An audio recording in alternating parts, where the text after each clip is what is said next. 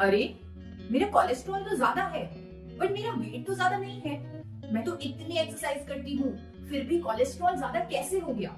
मैं तो हमेशा हेल्दी खाना ही खाती हूँ, कोलेस्ट्रॉल कैसे बढ़ गया? क्या अब मुझे कोलेस्ट्रॉल को कम करने के लिए दवाई खानी पड़ेगी? लेकिन उसके तो काफी साइड इफेक्ट्स हैं। पर कहीं मुझे हार्ट अटैक तो नहीं हो जाएगा? ये सब कुछ सुना सुना सा लग रहा है ना। अगर मैं आपको कहूँ it's not cholesterol, it's your wrong understanding of your cholesterol report जो आपको स्ट्रेस देती है, डराती है and puts your heart at risk. Yes friends, ज्यादातर लोगों को कोलेस्ट्रॉल को और उसकी टेस्ट रिपोर्ट को समझना ही नहीं आता है। इसीलिए मैं कह रही हूँ कोलेस्ट्रॉल से डरने की नहीं, इसे समझने की जरूरत है। क्या होता है ये कोलेस्ट्रॉल? कोलेस्ट्रॉल को हम ज्यादातर फैट समझते हैं, क्योंकि कोलेस्ट्रॉल के टेस्ट का नाम होता है लिपिड प्रोफाइल टेस्ट। लिपिड यानी कि फैट, सो हम कोलेस्ट्रॉल को फैट ही समझते हैं। इसीलिए हम ये सोचते हैं कि जब हम मोटे होते हैं तभी हमें कोलेस्ट्रॉल होगा। पर दोस्तों, द फैक्ट इज पतले लोगों को भी कोलेस्ट्रॉल का प्रॉब्लम हो सकता है, क्योंकि एक्चुअल में cholesterol is not just lipid, it is basically lipoprotein. यानी कि ये दो पार्ट्स का बना होता है, fat and protein. Within cholesterol यानी lipoprotein there are good and bad cholesterol, जैसे हम नाम अक्सर सुनते भी हैं, जो एक्चुअल में उन लिपोप्रोटीन की टाइप्स होती हैं। But what are they really? एक लिपोप्रोटीन होता है HDL, जिसे गुड कोलेस्ट्रॉल बोलते हैं। LDL यानी लो डेंसिटी लिपोप्रोटीन, जिसे बैड कोलेस्ट्रॉल का नाम दिया जाता है। एक और टाइप ऑफ लिपोप्रोटीन होता है जो है VLDL, that means very low density lipoprotein, इसे वेरी बैड कोलेस्ट्रॉल का नाम मिलता है। There is one more thing दोस्तों, जिसे जरूर चेक किया जाता है जब भी आप अपना लिपिड प्रोफाइल टेस्ट करवाते हैं, वो है ट्राइग्लिसराइड्स।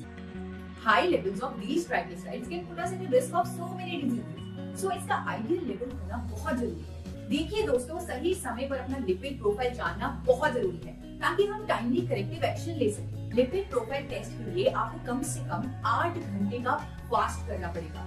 याद रखिए कि आपको 24 घंटे से पहले तक अल्कोहल का भी सेवन नहीं करना और ना ही कोई बहुत थकाने वाली एक्टिविटी करनी है। टेस्ट जो भी हो, उसे आपको अपने टारगेट कोलेस्ट्रॉल पर लाना है। टारगेट क्या होना चाहिए?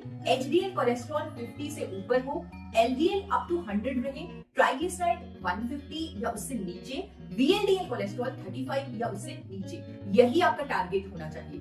अब ये टारगेट कैसे पूरा होगा? I recommend to add a lot of fiber in your diet and follow a whole food plant-based diet. दोस्तों, सही टाइम पर लिपिड प्रोफाइल टेस्ट होना जरूरी है, ताकि हम आइडियल नंबर्स मीट कर सकें। कुछ नेचुरल सॉल्यूशंस और लाइफस्टाइल चेंजेस से हम अपना HDL कोलेस्ट्रॉल हाई और LDL ट्राइग्लिसराइड VLDL कोलेस्ट्रॉल कम कर सकते हैं। आपने सुना होगा सुबह उठकर लहसुन चबाना, तुलसी के पत्ते खाना, हल्दी लेना, अदरक को डाइट में इंक्लूड करना, या फिर सुबह उठते ही मेथी का पानी पीना।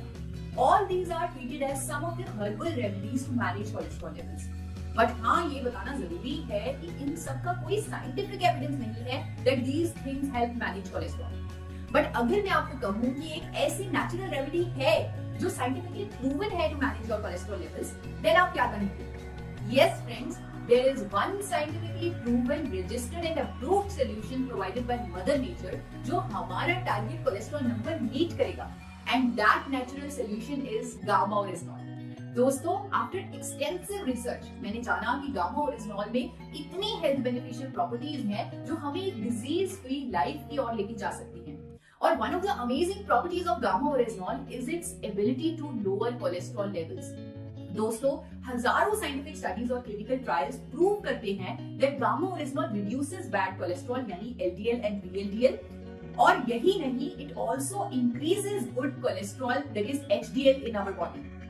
यही नहीं, अनेकों स्टडीज ये भी कंफर्म करती हैं कि गामा ओरिजिनॉल ट्राइग्लिसराइड लेवल को भी लोअर डाउन करता है। यानी अगर हम गामा ओरिजिनॉल कैप्सूल्स अपनी डाइट में इंक्लूड करें तो हम अपने कोलेस्ट्रॉल को हमेशा के लिए मैनेज भी कर सकते हैं।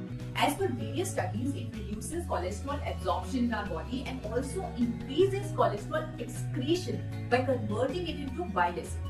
इवन फ्रेंड्स, इस बेनिफिट के लिए अनेकों क्लिनिकल ट्रायल्स में गामा ओरिजिनॉल सप्लीमेंट की effective doses 300 mg per day recommend भी हुई है।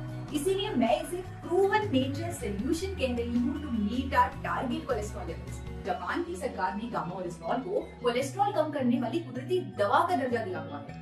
यही नहीं, जब आप मेश ड्रग्स डेटाबेस देखेंगे आप पाएंगे कि सिर्फ जापान ही नहीं, America, United states of America की सरकार ने भी गामा ओरिजिनॉल को अप्रूव किया है as a hypolipidemic agent to treat hyperlipidemia, that is elevated cholesterol levels.